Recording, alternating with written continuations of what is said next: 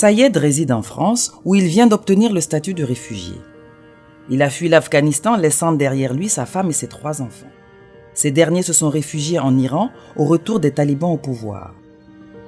Selon le code de l'entrée et du séjour des étrangers et du droit d'asile, en tant que réfugié, Sayed peut demander à être rejoint par son épouse et ses enfants, tous âgés de moins de 19 ans. Sa famille entame donc une demande de visa de long séjour sur le site de France Visa.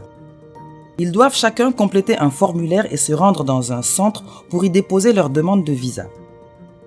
Le jour du rendez-vous, ils doivent fournir les documents nécessaires. Un document de voyage en cours de validité, la décision accordant la qualité de réfugié à Sayed, l'acte de mariage, les actes de naissance des enfants, ainsi que des photos d'identité. La procédure est payante. La famille de Sayed doit régler l'équivalent de 99 € par personne. Le consulat de France à Téhéran transmet leur demande de visa au bureau des familles de réfugiés au sein du ministère de l'Intérieur et des Outre-mer qui instruira leur dossier. Cette procédure peut durer entre 2 et 8 mois.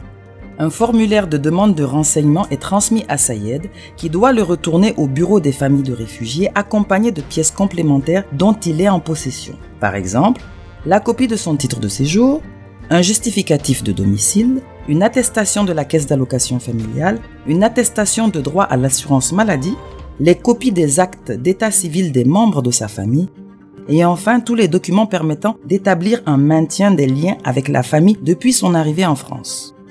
Après décision du BFR, le consulat de France transmet la bonne nouvelle à Sayed. La demande est acceptée.